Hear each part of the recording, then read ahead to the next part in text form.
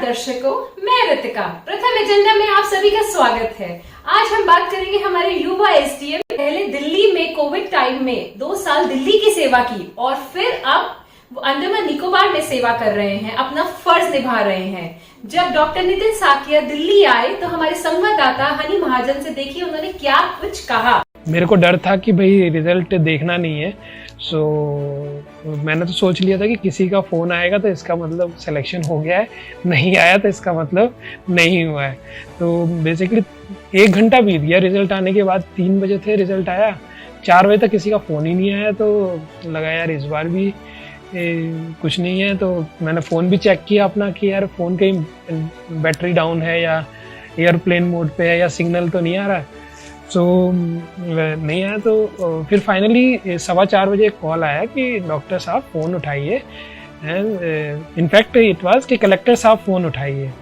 सो जब वो वर्ड मैंने सुना, देन आई रियलाइज्ड कि मेरा हो गया सिलेक्शन। प्रथम एजेंडा, जैसे कि आप जानते हैं कि इसके नाम में ही प्रथम है, और प्रथम हर एक चीज़ में है, चाहे क्वालिटी ऑफ न्यूज़ रहे और जो उसका कंटेंट है वो किस तरह से प्रेजेंट किया जा रहा है, कैसे लोगों का वो इंटरव्यू लेता है, कैसी पब्लिक जो व्यूअर्स है उनके ऊपर फोकस करता है।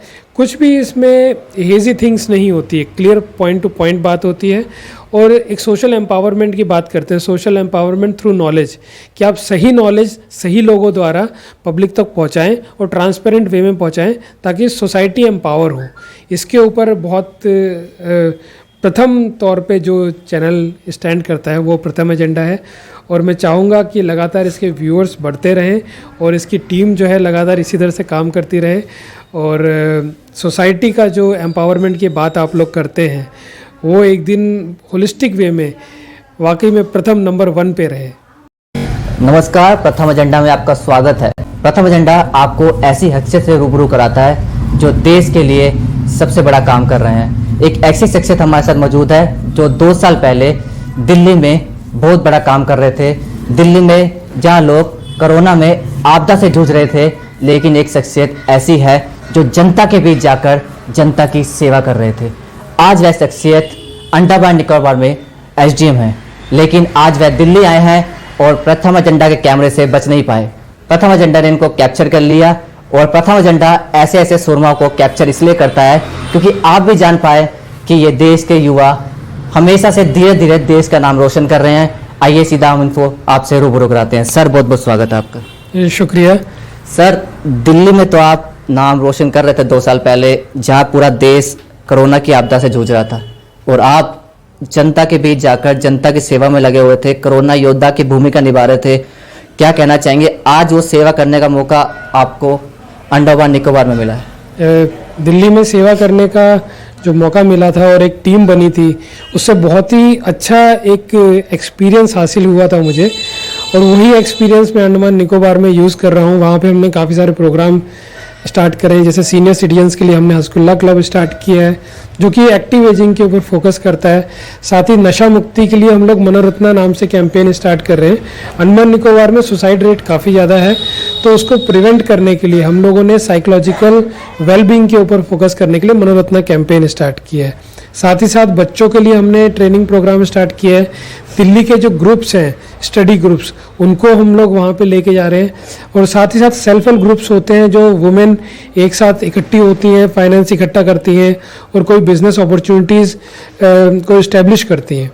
तो वहाँ के जो सेल्फ हेल्प ग्रुप्स हैं अंडमान निकोबार के, उन सेल्फ हेल्प ग्रुप्स को हम दिल्ली के सेल्फ हेल्प ग्रुप से लिंक कर रहे हैं ताकि दोनों ही साथ में प्रोग्रेस करें, और जो अंडमान निकोबार का जो एडवांटेज है वो दिल्ली वालों को मिले और जो दिल्ली का एडवांटेज है वो अंडमान निकोबार वालों को मिले। सर, अभी कुछ सालों पहले आप दिल्ली में थे, कोरोना योद्धा की भूमिका भी आपने निभाई। चैलेंजेस अलग है, दिल्ली के चैलेंजेस अलग थे, वहाँ के चैलेंजेस अलग है। कितनी कठिनाई का सामना करना पड़ा? बिल्कुल, दिल्ली के चैलेंजेस अलग थे। यहाँ पे जैसे पॉल्यूशन एक चैलेंज है, ट्रैफिक एक चैलेंज है, और वहाँ पे अगर देखा जाए तो वो पॉपुलेशन काफ़ी डिस्पर्स है, बहुत बड़ा एरिया है, लोगों तक पहुँचना बहुत मुश्किल रहता है।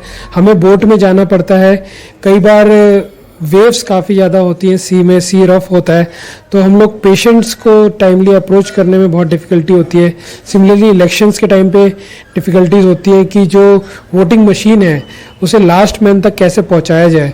बोट में जाना पड़ता है, फिर काफ़ी पहाड़ों को ऊपर चढ़ के पैदल जाना पड़ता है, इस तरह की डिफ़िकल्टीज़ होती हैं। साथ में हमारी ट्राइबल पॉपुलेशन है, उसको हमें समझाना है, उसको मेन स्ट्रीम में कैसे लेके आना है।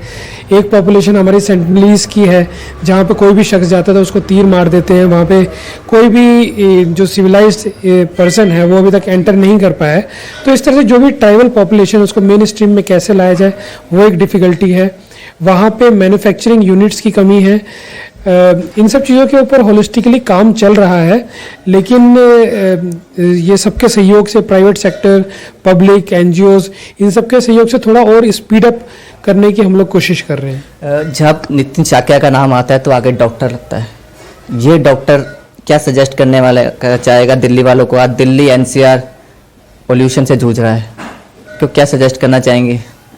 देखिए, दिल्ली का जो एयर क्वालिटी इंडेक्स है वो काफ़ी पुअर चल रहा है इस वक्त। तो सबसे ज़्यादा ध्यान रखने वाली बात है जो कि लोग कंप्रोमाइज स्टेट में है हेल्थ के मामले में, सीनियर सिटीजन्स हो गए या कैंसर के जो पेशेंट्स हैं या जिनको कीमोथेरेपी चल रही है, बच्चे हैं, उनको कोशिश करनी चाहिए अगर बाहर जा रहे हैं तो मास्क लगा के जाएं, ताकि जो पॉल्यूशन है वो कम उनको एंटर हो। कोशिश करें घर में ही रहें, इसीलिए स्कूल्स वगैरह भी बंद कर दिए गए हैं। और एक चीज़ और है कि जब आप मास्क लगा रहे हैं तो अच्छी क्वालिटी का मास्क लगाएं और उसको रीयूज़ ना करें। अगर रीयूज़ करना है तो रीयूजेबल मास्क ही रीयूज़ करें और प्रॉपर वॉश करके उसे रीयूज़ करें। और साथ में मल्टीविटामिन्स का प्रयोग करें, प्रॉपर हाइड्रेशन लें, पानी की मात्रा एडिक्वेट मात्रा में लें। तो ये कुछ छोटी छोटी चीज़ें हैं जिसको यूटिलाइज़ करेंगे तो ये 3-4 महीने की ही दिक्कत है पॉल्यूशन की। जब वो निकल जाएगी तो आप फिर दोबारा से नॉर्मली जी सकते हैं। तब तक इन प्रिकॉशंस को ज़रूर लें। डॉक्टर नितिन शाक्या की जब कहानी पढ़ते हैं, आज भी बच्चे पढ़ते हैं तो आपको देखते ही मोटिवेट होते हैं। जब आईएएस की बात आती है, कोचिंग की बात आती है, तो आपका नाम सबसे आगे रखा जाता है कि देखो डॉक्टर नितिन शाक्या जी ने कितनी कठिनाइयों का सामना करा और कैसे स्कूल से लेकर आज भी बच्चे आपकी कहानी पढ़ते हैं, कैसे आपको टीचर कैसे होता था। पूरी कहानी हम बताना चाहेंगे तो रात हो जाएगी। तो मैं तो बस इतना कहना चाहूँगा, आप एक राइटर भी है, आपने किताबें लिखी हुई है आईएएस के ऊपर बच्चों को, वो काफ़ी बहुत पब्लिश हो रही है, इसके बारे में क्या कहना चाहेंगे? जो भी मेरा एक्सपीरियंस है, जो भी मैंने पढ़ाई करी थी, किस तरह से रिसोर्सेज को इकट्ठा करना है, किस तरह से कम टाइम में इंसान सिविल सर्विसेज की तैयारी कर सकता है, उसको एक देने का मकसद है मेरा, एक बुक के माध्यम से, साथ में वीडियोस के माध्यम से या मीडिया चैनल्स के इंटरव्यूज़ के थ्रू। तो जो भी मेरा एक्सपीरियंस है उसको मैं इसके थ्रू शेयर करता हूँ और बहुत ही अच्छा एक्सपीरियंस मिलता है जब मैं स्टूडेंट्स को उनकी छोटी छोटी समस्याओं को मैं हल करने में सहयोग देता हूँ। किसी को गाइडेंस की कमी होती है तो काफ़ी खुशी होती है और उनसे भी कुछ सीखने को मिलता है मुझे। तो सर, मेरा बस आखिरी क्वेश्चन आपसे ये होगा, कितना मज़ा आ रहा है, कितना एंजॉय कर रहे हैं आप अपनी ड्यूटी को? सबसे पहले मैं एक जानना चाहूँगा, माता पिता का प्यार आपको तो मिल ही रहा है, उनकी वजह से आज आप दिल्ली से अंडमान निकोबार में देश का नाम रोशन कर रहे हैं। प्रथम एजेंडा आपको हमेशा से फॉलो करता आया, प्रथम एजेंडा नहीं पूरा देश आपको फॉलो कर रहा है और देखता रहता है आपका सोशल मीडिया हो, देखता रहता है आप किस तरह से यहाँ पर बुजुर्गों से लेकर बच्चों से लेकर हर तरह में काम करते आए हैं। तो सर आगे क्या चैलेंजेस होंगे, क्या प्लानिंग होगी कुछ देश के लिए करने के लिए?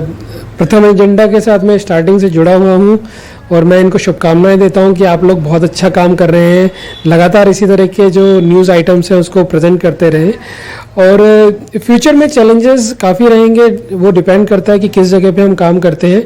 अंडमान निकोबार तक जैसे कि आप लोग पहुंच चुके हैं, आप लोगों के जो न्यूज़ आइटम्स हैं वो भी वहाँ पे देखे जाते हैं, तो आप लोगों के थ्रू भी मैं कुछ जो जानकारी पब्लिक तक पहुँचाना चाहता हूँ, जो कि जानकारी का अभाव रहता है, तो उसके ऊपर काम करेंगे। जैसे कि साइकोलॉजिकल एस्पेक्ट है, सुसाइड रेट्स है वहाँ पे, तो उसको कैसे कम किया जाए, कैसे हम डॉक्टर्स की जो कंसल्टेशन है उसको पहुँचाया जाए, उसके ऊपर काम करेंगे। और कुछ ही समय में मेरा दिल्ली में ट्रांसफ़र वापस होने वाला है, तो दिल्ली के जो चैलेंजेस हैं उसके ऊपर लगातार काम किया जाएगा। जो गरीब तबका है उसको कैसे मेन स्ट्रीम में, मैं चाहूँगा, आपने कहा दिल्ली में ट्रांसफ़र होने वाला है, क्या लगता है दिल्ली वालों का प्यार आपको खींच लाया है यहाँ पे? जी, ये तो एक लगाव है दिल्ली वालों का, और जो हमारी सर्विस रहती है उसमें लगातार ट्रांसफ़र होता ही रहता है, तो मेरा भी लगाव रहा है। और अंडमान में भी बहुत प्यार मिला, तो और दिल्ली में जब मैं था तो यहाँ भी बहुत प्यार मिला, और मेरी कोशिश रहेगी कि जो भी पब्लिक की एक्सपेक्टेशन है उस तक खरा उतरूँ मैं। चलते चलते कुछ कहना चाहेंगे प्रथम एजेंडा के माध्यम से आप? प्रथम एजेंडा, जैसे कि आप जानते हैं कि इसके नाम में ही प्रथम है, और प्रथम हर एक चीज़ में है, चाहे क्वालिटी ऑफ न्यूज़ रहे और जो उसका कंटेंट है वो किस तरह से प्रेजेंट किया जा रहा है, कैसे लोगों का वो इंटरव्यू लेता है, कैसी पब्लिक जो व्यूअर्स है उनके ऊपर फोकस करता है। कुछ भी इसमें हेजी थिंग्स नहीं होती है, क्लियर पॉइंट टू पॉइंट बात होती है। और एक सोशल एम्पावरमेंट की बात करते हैं, सोशल एम्पावरमेंट थ्रू नॉलेज, कि आप सही नॉलेज सही लोगों द्वारा पब्लिक तक पहुंचाएं और ट्रांसपेरेंट वे में पहुंचाएं ताकि सोसाइटी एम्पावर हो। इसके ऊपर बहुत प्रथम तौर पे जो चैनल स्टैंड करता है वो प्रथम एजेंडा है, और मैं चाहूँगा कि लगातार इसके व्यूअर्स बढ़ते रहें और इसकी टीम जो है लगातार इसी तरह से काम करती रहे, और सोसाइटी का जो एम्पावरमेंट की बात आप लोग करते हैं वो एक दिन होलिस्टिक वे में वाकई में प्रथम नंबर 1 पे रहे। चलिए चलते चलते मैं आपको भैया कहना चाहूँगा, ये ऐसे युवा हैं जो आज देश की सेवा में लगे हैं। ये भले ही डॉक्टर रह चुके हों, आज एसडीएम है, लेकिन ये एसडीएम रहने के बाद भी देश की सेवा में लगे पड़े हैं। ये ऐसा चेहरा है, ऐसा युवा चेहरा है जो जानता है कि युवा को क्या चाहिए, बुजुर्गों को क्या चाहिए और देश को क्या चाहिए, क्योंकि ये देश के लिए काम करते हैं ना कि अपने लिए। और ऐसे ऑफिसर को देश सलाम करता है, और प्रथम एजेंडा भी एक चाहता है कि ऐसे ऑफिसर हमेशा प्रथम में रहे। और चलते चलते एक हैट्स ऑफ बनता है। नमस्कार।